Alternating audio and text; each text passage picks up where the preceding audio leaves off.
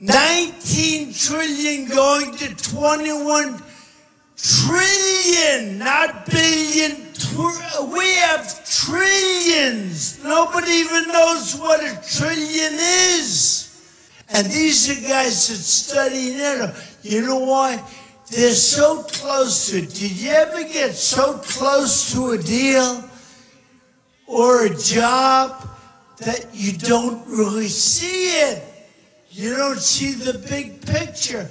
And I also said it's not fair that we're carrying all these countries. I said that very strongly.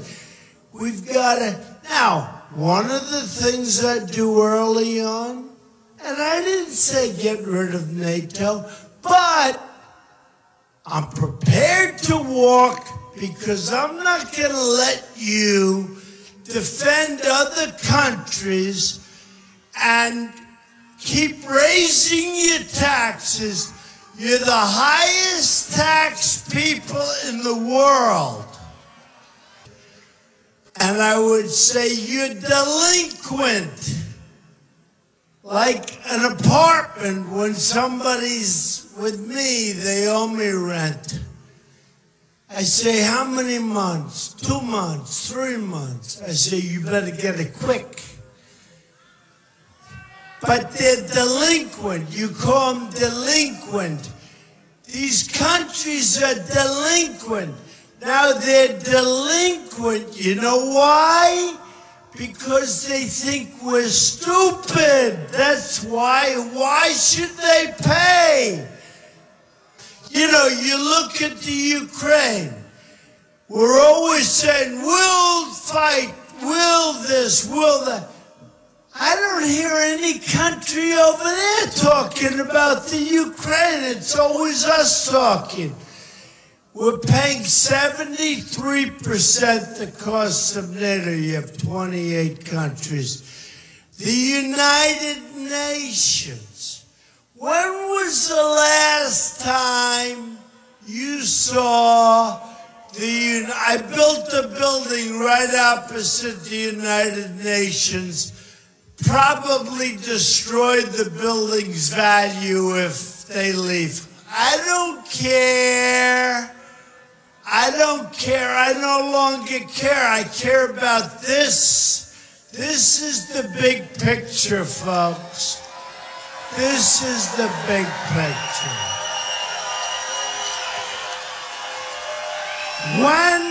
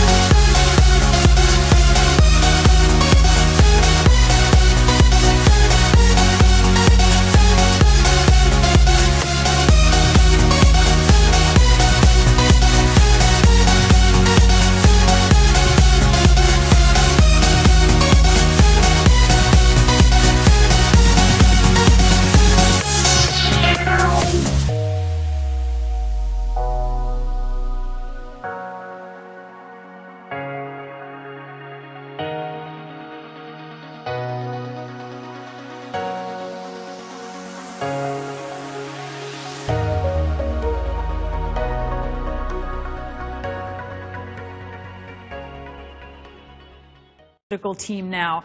And Rebecca Berg, to you first, because this has been, we've seen over the last 2 days, just terrible stories where you've had the assassination of the Russian ambassador to Turkey, the killing of so many people by a truck attack at a Berlin Christmas market. And Donald Trump's team won't say whether he's received the presidential daily briefing today. We know that Mike Pence has.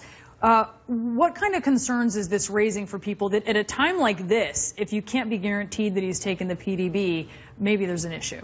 Well, Donald Trump has defended his decision so far not to take it every day, Brianna, saying that he is a smart guy, he doesn't need the same information every day, and he isn't president yet, so he might be right at this stage that he doesn't need it every single day. But the reason the presidential daily briefing is so important is that you don't necessarily need that information on the day that you're given it. But if there is some sort of crisis that occurs or some sort of national emergency that you have to deal with and you don't have time in that moment to get up to speed on whatever is happening, whatever issue you're dealing with, that's where the presidential daily becomes very valuable. And so if there is a situation where Donald Trump needs to respond to some sort of crisis at a moment's notice, he needs to know as much as possible to be able to make those decisions in real time. And that's why it does become important once you are sworn in as president. David Swerdlick, you hear the team not answering that question, which you could take one of two ways. One, maybe he hasn't had the briefing today, or maybe his folks who are speaking to that don't know, which is also another issue. Yeah, we don't know for sure, but really at this point in the transition, it should be a much easier question to answer. When my Washington Post colleagues Adam Entis and Greg Miller first reported on this last month, it was easier for the Trump team to defend not taking the briefing every day, right? They had just started the transition. There were a couple of months to go until Inauguration Day. Now we're a month away from inauguration, and we're in the midst of all these crises.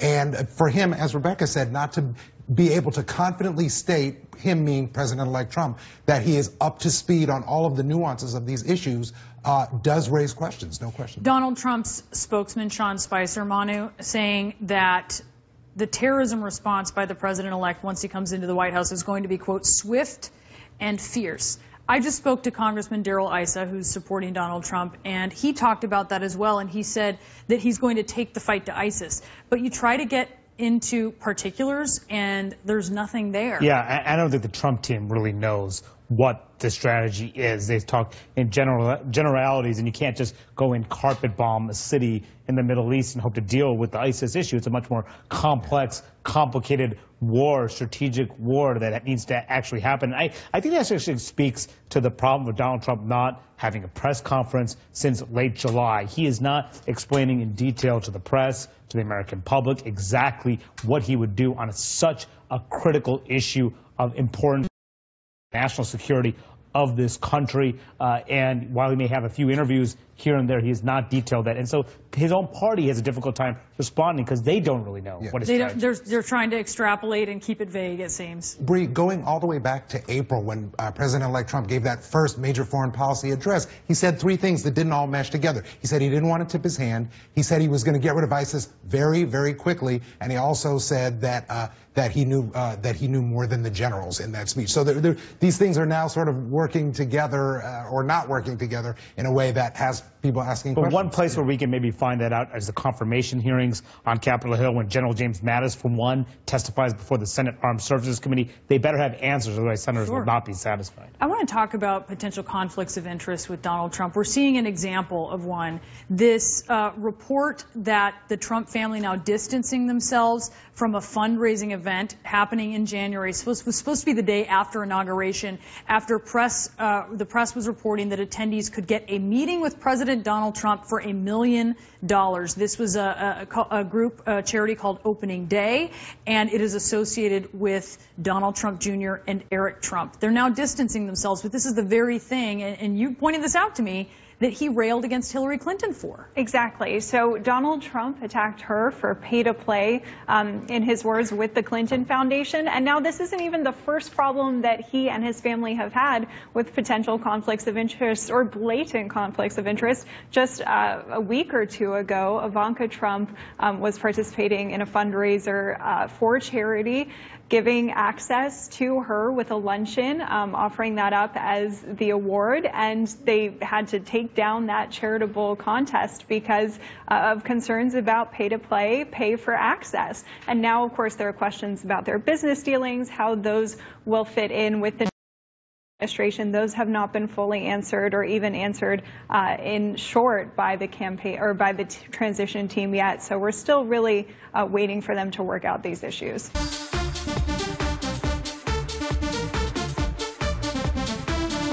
Ding, ding. Here he comes. Take that, sir. Behold, a grown man weeping like... That? That was your plan? Are you crying? Yes, I'm crying. He hit me with a chair. We don't know yet. We'll have to wait and see the polls, but I'll tell you what it did do is change the dynamics of this campaign. As much as we can argue about who won last night, there is no question that Hillary Clinton's team has taken control of this campaign today. This has been he had a bad night last night. He's had a terrible day after. I just want to read you what's on the New York Times lead website tonight after saying that, what he did early this morning, attacked the moderator, said his microphones are not working, attacked Miss Venezuela. Headlines: shamed and angry, Alyssa Machado, a Miss Universe mocked by Donald Trump. Suburban women find little to like in Donald Trump's debate performance. What Donald Trump got wrong on stop and frisk. The reverse gaslighting of Donald Trump. I grant to you, Jeff, that they've hardly been appreciative of Donald Trump in recent weeks. But still, this has been a terrible day. It's a terrible day. And what is your response, Jeff? Because you know what? You can spin it either way, but he has been out today sounding very defensive. Let me talk about the Miss Universe contestant. I'm reading now from the London Daily Mail, and if I may return paragraph for paragraph. But now 2 Associated Press reports from 1998 have revealed that Machado was accused of aiding attempted murder and threats to kill in Venezuela. The DailyMail.com has asked the Clinton campaign whether they knew about the accusations, et cetera, et cetera, et cetera. So in other words, her credibility is now under attack. What specifically, I want to say this. I will just simply point out for the record, none of that is confirmed anything by CNN, just because I need to do that. I'm just pointing that out. But go ahead, finish your point. I understand. Okay. My point is that the whatever he called her there, Miss Piggy, is hearsay, yes? That's right. He said, she said. He has not denied it. No. Let me finish my point. Yeah. So if we're going to deal in that kind of hearsay, I would hope, and I suspect that the Trump campaign will be on the ball with this Gary Byrne, the Secret Service agent, who wrote this book, Crisis of Character, and has chapter and verse in there about Hillary Clinton's temperament and her conduct as First Lady. So, I mean, in other words, sauce for the goose is going to be sauce for the gander here. But seriously, hearsay aside, the fact of the matter is that Donald Trump last night, first impressions matter. He has, by the way, landed in Florida, the bad weather, but he is there and he's going to be speaking momentarily. We are going to listen to him. We listened to Hillary Clinton earlier, but we'll see when he gets off that plane. Okay. Go ahead, Basil. So, first impressions matter, and for the number of people that saw last night, I don't know how many will see the second debate, but the fact of the matter is he looked like he didn't know what he was talking about. He looked unprepared. He looked unknowledgeable about public policy and how government works. And that's a problem when you're running for president of the United States. She was prepared. She spoke to the American people and had specific policy prescriptions for how she would move people to the middle class. She was presidential last night, and that matters. So Dana, what is the Trump campaign? You've got sources who are telling you about what they are thinking right now, what their plans are. What are you hearing? Yeah, I was going to say, certainly there are a lot of things to discuss that are specific moments and the aftermath and the aftershocks about last night. But I think the most telling are the conversations that you have privately with people who really, really liked Donald Trump and wanted him to do well. And that is that they were incredibly disappointed. Some were frustrated because, yes, he did not have the formal training and sort of the debate camp that Hillary Clinton had with the mock debates and somebody playing her. Right. But he was prepared. I mean, he was preparing, and he was given, sort of clean, simple talking points for some of the big issues. They went over pivots, which apparently I'm told he does not like that term, but it's the way. The word pivot. Right. But it's the way to get away from when Hillary Clinton is going after you to move to something that is more on offense towards her, and so the frustration is really palpable. The hope, I talked to one person I think who put it beautifully, is that Donald Trump is the kind of person you can't say, don't touch that stove, it's hot. You have to wait until he actually touches the stove and says, "Oh, it's really hot," until he says, "Oh, I won't do it again." So now meaning they're hoping he's going to change. We have to go back to the disagreement between David and Jeffrey, who are good friends of ours. Okay, putting aside what Jeffrey said is she's accused of, that has nothing to do with Donald Trump saying that she was Miss Piggy and then doubling down this morning on Fox News and saying, oh, she got really fat, she got overweight. That has nothing to do with that. And to that point, Jeff, isn't that an implicit admission that he said Miss Piggy? He didn't say I didn't say it. He came out the next morning and said she did get fat. Two things. She was a problem. Two things. Number one, whatever her contract, I mean, people in lives have contracts for all sorts of things. You're supposed to do what the contract is. If she were in violation of her contract by putting on weight, I don't know if that's the case, but if that is the case, then that's a contract violation. But the larger point I want to make here is, wait.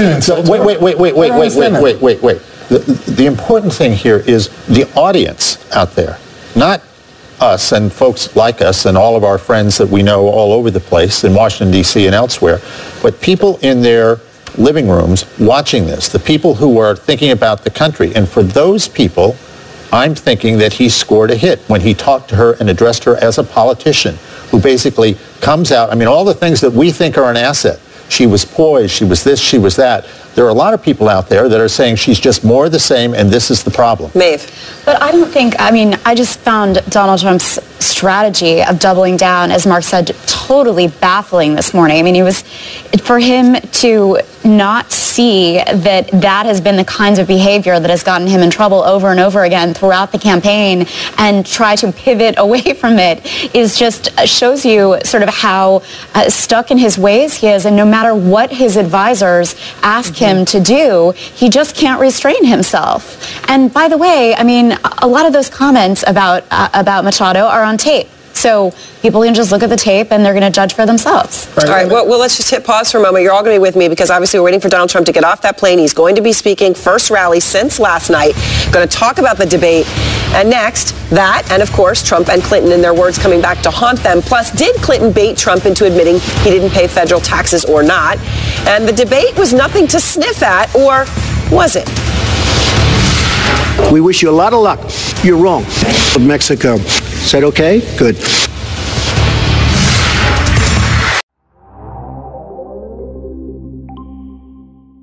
Pointing out some of his qualities. Take a listen. Why are you juggling with what I said? I only said that he was a bright person. Isn't he bright? He is.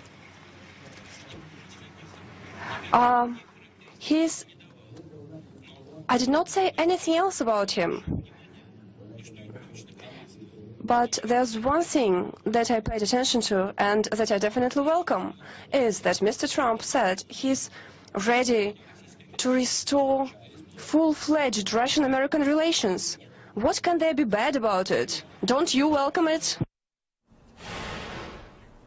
So not a wholehearted endorsement. When I was younger, I went to a wrestling match. And being new to the country, I was not prepared for what I saw. There were tag team matches. There was what they then called midget wrestling, little people wrestling tag team. The audience, when a wrestler got thrown out of the ring, the audience members were quite wild and quite vociferous, throwing soft drinks at the person that got thrown out of the ring. They were a wild bunch, and this was a very small town. The Trump campaign being akin to watching a wrestling match, and his supporters, the same type of people that would be going to a wrestling match, along with white supremacists. I don't know whether anybody else has made the same connection. I'm sure they have. But Trump, to my mind, is a very, very bad choice for president. I think he's dangerous. It's not surprising that he's getting a lot of support because there are a lot of people in the States that watch wrestling. There are a lot of racists down in the States, the white supremacists that supported him earlier on. He seems to be taking a page out of the wrestler's book, behaving just like one of these professional wrestlers that's yelling and shouting about his opponents and how he's the king of everything. He's a very dangerous man, and if he got elected president, I think we're in for big trouble. He's not the type of person that would back down if you gave him the presidency. If Putin said one word to him, one word, there'd be bombs dropping. And you know Putin is the same sort of a person. It'd be World War III. Trump doesn't know how to cooperate with people. He knows how to give orders. He knows how to brag. He knows how to push and grind and get what he wants. He's a very dangerous man, and if he got elected president, I think we're in for big trouble. And good morning, I'm Carol Costello. Thank you so much for joining me. Hillary Clinton and Donald Trump are neck and neck, and with early voting starting for many this week, last night's debate offered a pivotal moment for each candidate to win over that undecided voter. So were voters swayed? CNN's Pamela Brown caught up with such voters in Florida. Let's get a show of hands. After this debate, who now knows who they're going to vote for? Is that Hillary Clinton? Yes. Anyone for Donald Trump? Anyone who's still undecided, still has no idea who they're going to vote for come November? Okay, so let's talk about that. With me now is John Phillips, CNN political commentator and Trump supporter, and Jennifer Granholm, former Michigan governor and Hillary Clinton supporter. Welcome to both of you. Thank you, Carol. Okay. First off, I want to start with Jennifer because she was inside that debate hall. And first of all, what was it like inside? Because the audience wasn't supposed to react, but it did every so often. Yeah, the audience reacted, but to be candid, I actually didn't go inside. I was invited inside the debate hall, but I wanted to tweet, to live tweet it. So I gave my ticket up. I didn't scalp, but I wasn't in. But I wanted to tweet, so I was tweeting prolifically during the hall so I could be helpful on the outside. I can't believe you weren't inside. I know. I'm so sorry. Me. I wanted to ask you about that. I was so torn, but I wanted to be helpful. Okay, so let's talk about the undecided voter now. So you saw Pamela Brown. I mean, it's a very unscientific survey, right? But do you think many people were swayed one way or the other, John? Oh, I don't know. That video reminds me of the episode of I Love Lucy where they're all at the restaurant and everyone orders and Lucy changes her mind every time somebody different orders. And I just look at these people and I want to let out my inner Ricky Ricardo and start haranguing them in Spanish. Why aren't they decided? I mean, really, what is it going to take? It's so funny. If you watched the debate last night, I would think you would be decided. I mean, it looked like there were a few of them that were swayed. Yeah. But maybe they have to gather all three debates of information before. Well, the spinning has started, especially with the Donald Trump camp. We really haven't heard from the Hillary Clinton camp yet. Paul Ryan, the House Speaker, just weighed in on the debate this morning. He was having that press gaggle they have, you know, every week. So let's listen to what Paul Ryan had to say. Here's what I saw last night. I saw Hillary Clinton give a polished, well-rehearsed defense of the status quo, which 7 out of 10 Americans don't like.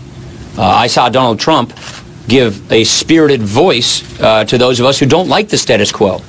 And I see emerging in front of us the potential for what a unified Republican government can get you, which can be a solution to our country's big pressing problems.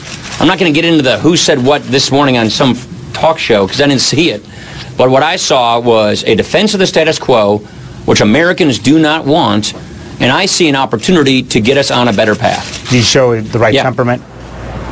So, Jennifer, is that what we saw? No, you saw a candidate in complete meltdown. I mean, from the first exchange where Hillary Clinton pointed out that he got $2 million loan from his father, he started to dissemble, and it just steamrolled from there. I think the theme of change versus the same is a very real theme. There's no doubt about that. They will continue to address that. But for her to be able to say, I'm going to build on the success of the Obama administration to take us to the next level. We've started. We're going to keep going to continue to create jobs. I think that's really important. And those undecided voters, I'm curious to know whether they're holding out because they really haven't heard a huge amount of plans for the country. I'm not sure we even got much of that last night, but the next two debates maybe will be an opportunity. Your thoughts? You know, Carol, a lot of my Democratic friends snickered when he talked about his temperament. But you have to look at the different products that they're selling. She's selling herself as the steady hand of government, as the person who's been there, as the person who can get along with world leaders.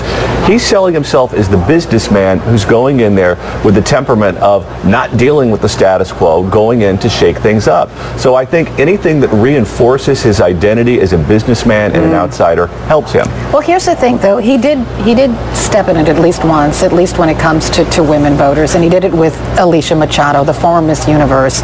Hillary Clinton brought that up during the debate. This is Miss Universe, and, you know, Trump ran the Miss Universe contest, and Alicia Machado, after she won the crown, she gained some weight. So I'm just going to play you that moment in the debate when Hillary Clinton brought it up, and then how Mr. Trump responded to that this morning. Let's listen. He loves beauty contests, supporting them and hanging around them. And he called this woman Miss Piggy. Then he called her Miss Housekeeping because she was Latina. Donald, she has a name. Where did you find her this? name Where is did you find Alicia this? Machado. Where did you find and this? she has become a U.S. citizen, and you can bet she's going to vote this November. Okay. She was the worst we ever had. The worst, the absolute worst. She was impossible. And she was a Miss Universe contestant and ultimately a winner who they had a tremendously difficult time with as Miss Universe. You know, she gained a massive amount of weight, and it was a real problem. We had a real problem. Not only that, her attitude, and we had a real problem with her. Okay, so just to clarify, so Alicia Machado went from 118 pounds to 160 pounds. The average American woman weighs 166.2 pounds. That's according to the CDC. So why not just let that go, John? Because that's going to live. Hillary Clinton's camp's already made a campaign ad. Yeah, if I were to type a memo after last night, it would be titled Resisting Impulses. But I don't think it hurts him, because if you look at the population of women that he needs to get, that he needs to go out and vote for him, it's Republican women who are college educated, who voted for Mitt Romney last time around. Those are the women that could theoretically push him over the top, if you believe those Washington Post numbers where he's down by 2. And I don't think they care about this. I think all of the women that are going to be offended about this are women who weren't going to vote for him in the first place, that had enough ammunition. They didn't like him calling Rosie O'Donnell a fat pig. But Republican women who voted for Romney, I don't think this influences them one way or another. Okay, so before you answer, Jennifer, I just want to point out this is Hillary Clinton. She's just about to board her campaign plane, and I think she's off to what, North Carolina? North Carolina? Raleigh. Yeah, okay, she's off there. So we'll just watch her board the plane. So Jennifer, do you think that those comments resonate? Yes, I do think, of course they resonate. Every woman hears that. Women, and most of us are sensitive about our weight, and the notion that we can't be a 10, we can't be a 10 unless we are busty, because he said flat-chested women cannot be a 10. The fact that he is so obsessed with looks is very offensive, and I encourage people to go to the website, HillaryClinton.com, and watch that ad. It is an incredible interview with Alicia Machado. Do we have that ad? It's very I think we have powerful. that ad. In her own words, how hurt she was that he called her Miss Housekeeping. I mean, how utterly offensive can he be on so many fronts? So yeah, I do think women care about this, and it will have an impact. And John, I just want to show our viewers the ad, so people can understand what Jennifer's talking about. Me imponía mucho. Yo le tenía mucho miedo. Me gritaba todo el tiempo, me decía, you look ugly, o te ves gorda, o a veces jugaba conmigo y me decía, hello, Miss Piggy, o me decía, hello, Miss Housekeeping. She weighs weighed 118 pounds or 117 pounds, and she went up to 160 or 70. So this is somebody that likes to eat. So you get the gist here, John, and I think that what Hillary Clinton needs is she needs to make her voters enthusiastically go to the polls, and this may be a method that might, you know, inflame their passions enough to make them go to the polls and vote for Hillary Clinton. Right. Well, back when that pageant was going on, he was an entertainer. He was a guy who was putting on a show. He was trying to draw ratings. But he reinforced it this morning on Fox and Friends. You know, what was it that Ed Rendell said, the former chair of the DNC and Hillary supporters, that ugly women are the secret weapon for Hillary? That was wrong, too. I'll grant you that. But that doesn't excuse what Donald Trump said on Fox and Friends this morning, does it? Well, I mean, maybe she's trying to play to the Ed Rendell vote. Well, Ed Rendell's not running for president. He is, and he has said so many things that are offensive that will continue to be raised. He lives on, whether he said it in the 70s or whether he said it this morning, it lives on, and believe me, we will be reminding people of that. Jennifer Granholm, John Phillips, thanks to you both. All right, coming up in the newsroom, Clinton and Trump spar and the world watches from nukes to NATO to Russian cyber attacks. Who showed off their foreign policy chops best?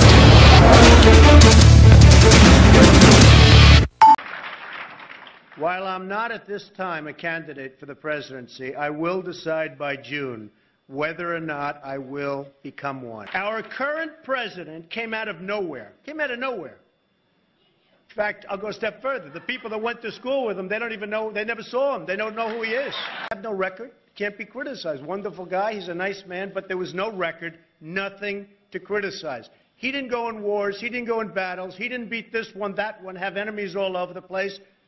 Nobody knew who the hell he was. He's now our president. Business Week magazine, which is now Bloomberg Business Week, said in a vote of its readers that Donald Trump was the world's most competitive business person, with Bill Gates being number 2 and Warren Buffett being number 3. I've beaten many people and companies, and I've won many wars. I have fairly but intelligently earned many billions of dollars, which, in a sense, was both a scorecard and acknowledgement of my ability. When do we beat Mexico at the border? They're laughing at us, at our stupidity. And now they're beating us economically. They are not our friend, believe me. But they're killing us economically. The U.S. has become a dumping ground for everybody else's problems. When Mexico sends its people, they're not sending their best. They're sending people that have lots of problems. They're bringing drugs, they're bringing crime, they're rapists, and some, I assume, are good people. Frankly, I don't even think they give a damn about education, half of them. And I'm sure some maybe do. Want to use that word in this forum? I will. Because people want to hear the truth, Frank. I watch you all the time. They want to hear the truth. Correct. Frank, we have to be able to express ourselves. But referring to people as rapists, referring to John McCain, a war hero, 5.5 years as a POW, and you call him a dummy. Is that appropriate in running for president? Okay, you got to let me speak, though, Frank, because you interrupt all the time, okay? So, no, I know him too well. That's the problem. I would never give up my microphone. I thought that was disgusting. That showed such weakness. The way he was taken away by 2 young women. The microphone, they just took the whole place over. That will never happen with me. I don't know if I'll do the fighting myself or if other people will. But that was a disgrace. The way they took, I felt badly for him. But it showed that he's weak. The Pew Research says that there are, for immigrants on the whole, Come on, try getting it out. Try getting it out. I'll get it out. I mean, I don't know if you're going to put this on television, but you don't even know what you're talking about. Try getting it out. Go ahead. We have a total net worth, and now with the increase, it'll be well over $10 billion. But here, a total net worth of $8 billion. Net worth, not assets, not liability, a net worth. Part of the beauty of me is that I'm very rich. I said trade deals. Who would do better? I'll tell you what, I know the greatest negotiators in the world. Some are horrible people, horrible human beings. Who cares? Some Wall Street guys, they're brutal, they're miserable. You wouldn't want to go out to dinner. They're terrible people. I love them. You know who's our primary representative right now? Carolyn Kennedy. You know how she got the job? 60 Minutes. She went to the White House. She said, I'd love to have a job. I have nothing to do. They said, how would you like to be the ambassador to Japan? She goes, really? You know why I say she's nice? Because my daughter Ivanka likes her. My daughter's so great. She's such a great person. My daughter likes her. She said, Daddy, she's such a nice person. I agree. I don't want a nice, I want to kill her. We're tired of the nice people. What do you need to spend $1 million? We just spent, it's a story today, $1 million on a soccer field. How do you spend $1 million doing the soccer field? You have a level piece of land. Throw them a ball, let them play soccer, if they have to play at all. See, you're not supposed to say that somebody graduated last or second to last in their class, because you're supposed to be, like Frank says, very nice. Folks, I want to make America great again. We want to get down to brass tacks. We don't want to listen to his stuff with being politically correct and everything has to... We have a lot of work to do. First of all, Rand Paul shouldn't even be on this stage. He's number 11. He's got 1% in the polls, and how he got up here, there's far too many people. Anyway. Would we not all be worried to have someone like that in charge of the nuclear arsenal? Mr. Trump. I never attacked him on his look, and believe me, there's plenty of subject matter right there. That I can tell you. But Jake, I want to give Mr. Trump. He would give a sermon you never wanted to leave. Sometimes we have sermons, and every once in a while we think about leaving a little early, right, even though we're Christian. Very militaristic person, but you have to know when to use the military. I am the only person up here that fought against going into Iraq. Hugh, can I make a response to that? Just excuse me 1 second, Rand, if you don't mind, Rand. You know, you are on less, you do have your 1%. What do you do with the ones already here? You've talked about building a great wall on the border, or at least parts of the border, about being tough. What would you do with the ones that are already here? I would do something very, very strong. Number one, I wouldn't even think about anything until I built a wall impenetrable. There will be nobody coming into this country illegally. But actually, arrests on the border have gone up significantly. I can just say this. More people are in this country right now illegally than ever before. I will build a better wall, and I'll build it for cheaper, and Mexico will pay, if that's your next question. Yeah, how do you get Mexico to pay? Because they are ripping us left and right. But Mexico. how do you make By the them way, pay? I love the Mexican people. Many Mexican people work for me. Many Mexico people I do business with. They purchase things for me, like apartments, etc., etc. I have great relationships with Mexico and with the Mexican people. I love the Mexican people. I love their spirit. I love the Mexican people. 2 waiters came up to me tonight. Mr. Trump, we love you. I said, where are you from? Mexico. I said, that's great. I love you too. I do. I love Mexico. I've had tremendous relationships with people in Mexico. But I said, we need a strong border. I said, we need a wall. Who will build the wall, and how will it be made? I will build the wall, and Mexico is going to pay for it, and they'll be happy to pay for it, because Mexico is making so much money from the United States. Donald! Enrique! I brought you the check for the wall. Oh, that's so wonderful.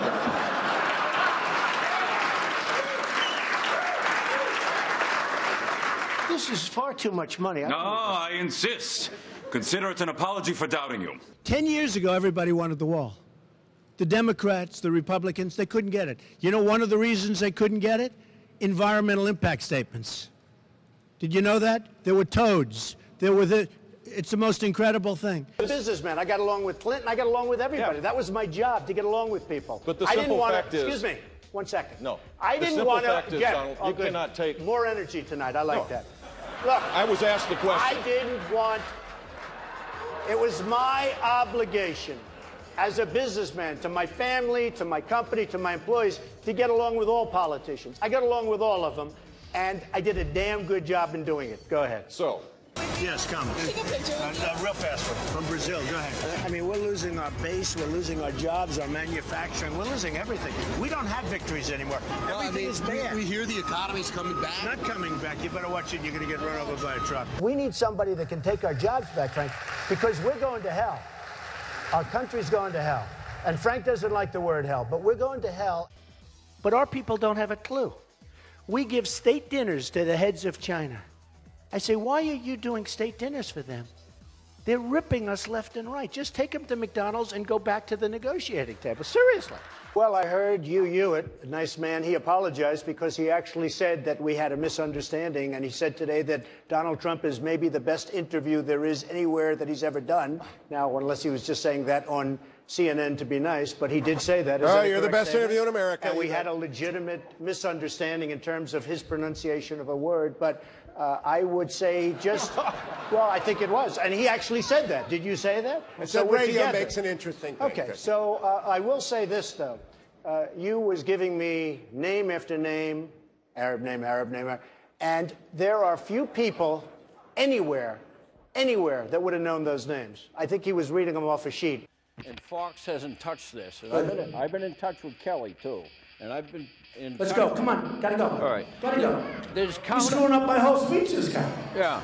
Go ahead. There's counterfeit substandard parts in most of the nuclear plants in the United States. Counterfeit substandard parts in nuclear plants in the United States. I'm not surprised to hear that. Why? Am I surprised? And some of them have come from China. Now, when I brought... And in airplanes, too, by the way. When I brought this out, the NRC, Nuclear Regulatory Commission, accused me... John McCain goes, oh, boy, Trump makes my life difficult. He had 15,000 crazies show up. Crazies. He called them all crazy. I said, they weren't crazy. They were great Americans. These people, if you would have seen these people, I know what crazy is. I know all about crazies. These weren't crazy. So he insulted me, and he insulted everybody in that room. And I said, somebody should run against John McCain, who has been, you know, in my opinion, not so hot. And I supported him. I supported him for president. I raised $1 million for him. It's a lot of money. I supported him. He lost. He let us down. But, you know, he lost. So I never liked him as much after that, because I don't like losers. But Frank, let me get to it. He hit me. He's not a war hero. He's a war hero. He's a war hero. 5.5 years. He's a war hero because he was captured.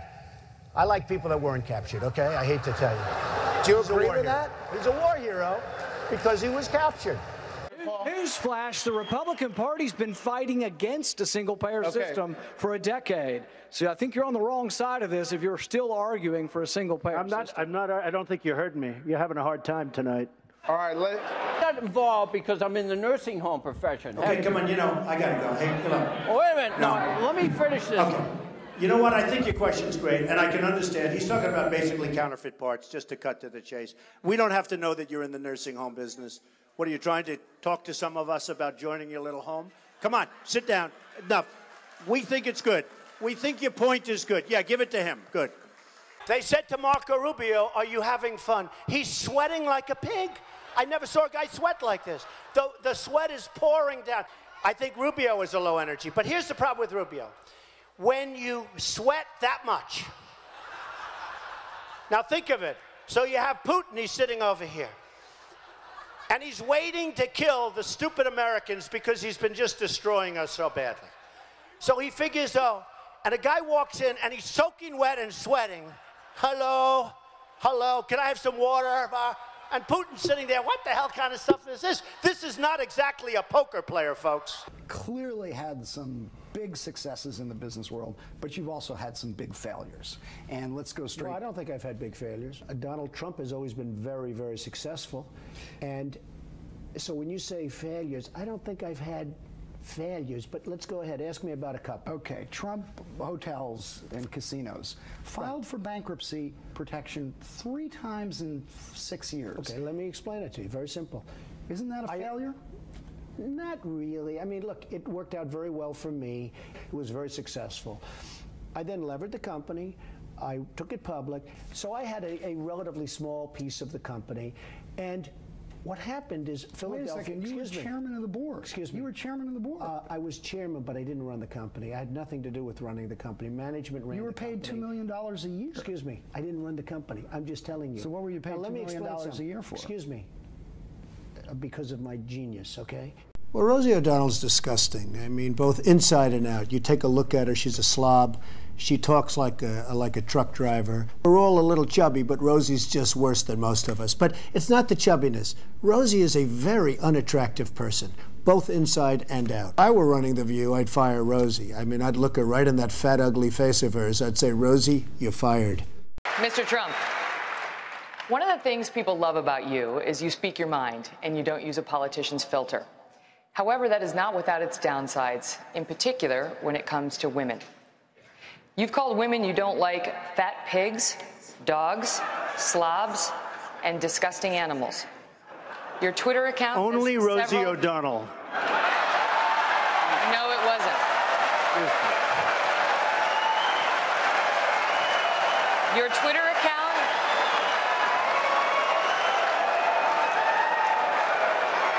Thank you. For the record, it was well beyond Rosie O'Donnell. Yes, I'm sure it was. Your Twitter... Well, I have, you know, she gets out and she starts asking me all sorts of ridiculous questions. And, you know, you could see there was blood coming out of her eyes, blood coming out of her wherever. I want to get paid the same as a man, and I think you understand that. So if you become president, will a woman make the same as a man? And do I get to choose what I do with my body?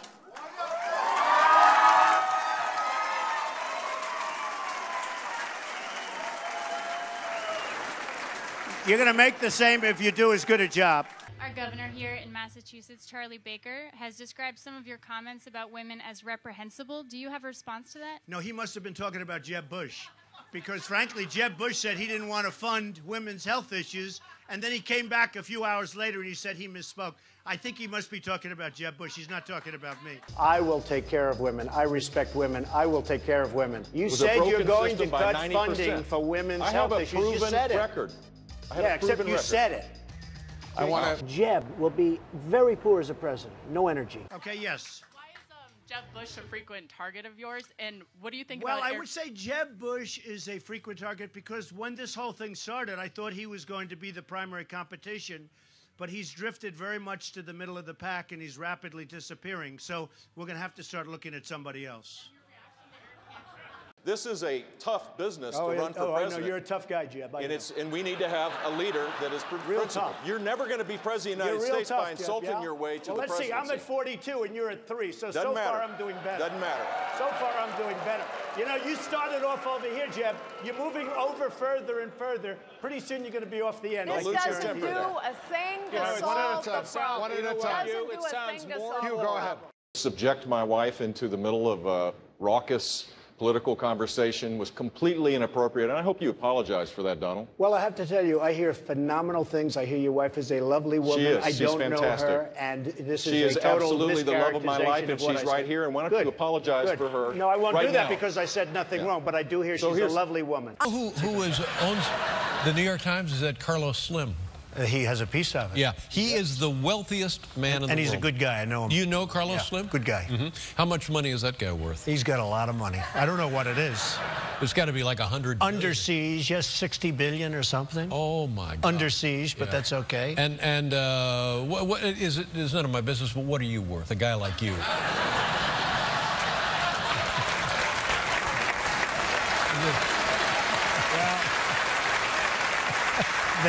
They say I'm only worth $9 billion. $9 billion? Yeah. Only worth $9 billion. Oh, I don't feel so good when you mention Carlos Slim. Yeah. Donald J. Trump is calling for a total and complete shutdown of Muslims entering the United States until our country's representatives can figure out what the hell is going on.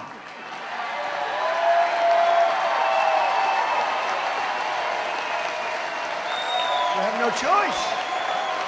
We have no choice. Republican presidential frontrunner Donald Trump is facing heavy criticism after calling for a, quote, total and complete ban on Muslims entering the United States. Mr. Trump joins us now on the phone. He wants to make the case. Mr. Trump, thank you for joining us. Your proposition is plain: ban all Muslims until we can figure out what's going on. People are asking you how you would do that. I say let's put that to the side. It's irrelevant. It's about the concept. You have leaders from your own party in the key states of Iowa, New Hampshire, South Carolina. You have galvanized political rivals all saying this is un-American and extreme and that it makes you a fascist. How do you respond?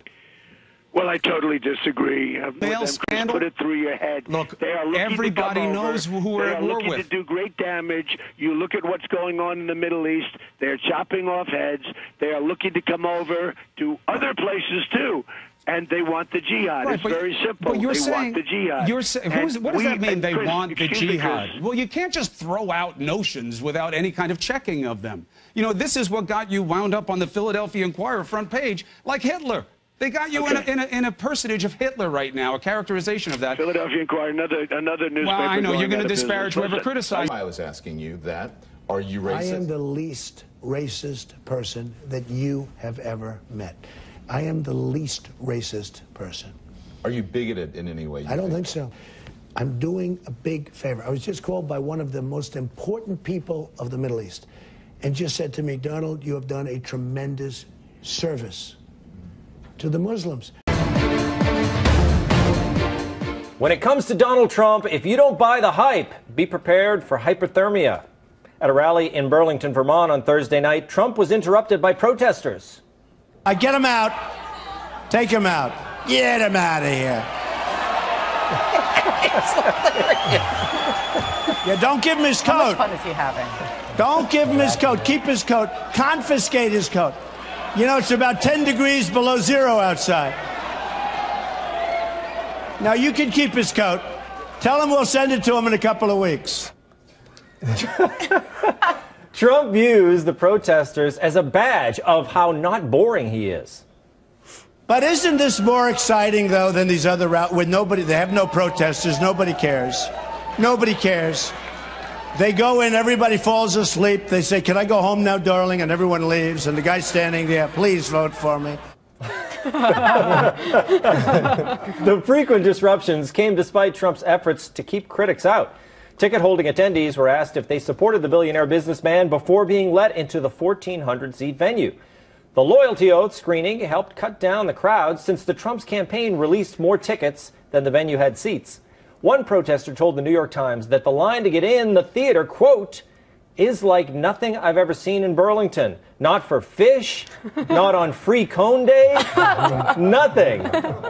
You heard it, Trump is bigger than free ice cream. Wow. Well, Tucker, look, how different is Trump's loyalty oath from the oath that you take before you do this show? Very, very similar. Bernie Sanders supporters bought a bunch of tickets. That's why Trump released more tickets than they had seats, because they were trying to make sure that it wasn't full. The point that he had a rally in Burlington, Vermont. The Vermont primary is not germane to the Republican nomination process. I don't think this has ever happened, ever. Why is the frontrunner on the Republican side holding a rally in Burlington, Vermont? I'm not sure you know the answer, other than he can. It's hilarious. He's running a completely national campaign. He has not a single consultant that I'm aware of. I'm not endorsing Trump, though I'm very close at this point because it's just so funny. Yes. But there's nobody advising him on the process. He's just doing exactly what he wants at all times. Now, do you have insiders who tell you that? I've been wondering, who is it? Who makes those? No, I know that for a fact. He does not. There is no one around Trump who's saying, okay, this is exactly where you need to be. This is what you need to say. I mean, a normal campaign is filled with guys making millions of dollars telling the candidate what to say and think, and certainly telling him all about the details of the process. I mean, there's got to be a downside to this at some point. I'm not sure Trump understands how you get the nomination. But no normal candidate on the Republican side would ever hold a rally in Burlington 3 weeks before the Iowa caucuses. Are you kidding? It's insane. I think that's why it's so great. It's He's so having great. so much fun. Exactly. He doesn't care. And you'd think at this point maybe it'd start wearing down. Oh, Trump can't win. No, he's loving it even more. He was riffing with the guy about get his coat out of here. He's making up the temperature outside. He was having a blast. Wait a minute. You mean get that guy out of here, take his coat from him, wasn't in the teleprompter? It may have been, but he's anti-teleprompter, as all Republicans should be. Yes. Now, Jeff, you're a socialist, but you support the Patriots, so I think we're kind of even. Yes, we are. Absolutely. Yeah, I'm good with you on that. Thank you. So are you a Bernie guy? I am an undecided guy. I'm open-minded. I happen to love Trump in a lot of ways. I love that not only is he having fun, but he was pretty clever because if you think about, take the guy's coat, he plays to disproving global warming. He plays to the Vermont people who are more into layers than they are into coats. And he also, he just sort of, he's a bold guy. And I love the fact that he will just riff. And he's having a great time. He says what he feels, right, Remy? And he has a right to control who comes to his rallies, doesn't he? Who comes to his rallies, but not what he does with their personal property. His statement was basically saying, I'm going to commit a crime, right? If you, if you take ownership, if you knowingly deprive the rightful owner of his or her property, that's a crime. It's unlawful. If you do it with the intention of keeping it, that is not giving it back to the owner, that's called theft, right? That's not a surprise to anyone. But these people are Bernie supporters, so we're merely redistributing their coats to the homeless. There you go. The people who really need it. Joanne, that's very, very true and impressive. Unfortunately, not a defense to theft. Okay. Even if he's going to hold on to it, as he says, for a couple of days or weeks, that's still unlawful. But have you ever seen a presidential candidate commit larceny at his own rally? I mean, it is without precedent. We really need to stop and appreciate this. This will never happen again in our lifetimes. Enjoy it. You're worried about the rule of law, but Trump's not going to care about that. And the only way to stop a bad guy with a coat is to take away his coat. Yes, yes, that's fearless, right? Very bold. Let's take some stranger's coat from him. Well, Joanne, look, he went to Vermont. I think he wants to show that in the heart of liberal America, he has those supporters. That's the idea of Trump, that they're coming out of the woodwork, right? Oh, they're everywhere is the thing, even in the places you might not expect them. As to why he went to Vermont, I'm not sure. Definitely, I think he wants more like Ben & Jerry's flavors, maybe, named after him. I don't know what they might be, but they would definitely be winners. If that is an idea. They should name something after Trump, something golden and wonderful, because it would sell, even though they don't like Trump. Okay, meanwhile, far from Vermont, where protesters failed, Jeb Bush has managed to knock Trump down a peg or two. The billboards in Iowa paid for by Right to Rise, Bush's $100 million super PAC. Tucker, take a look at that. How much first of all, I mean, is this good for Jeb, or it almost everything kind of comes off as an ad for Trump, doesn't it? It's pathetic. I mean, coming from the candidate who attacked Trump for his name calling, for him to use his super PAC to put up billboards name calling is a little much. This isn't an argument against Trump.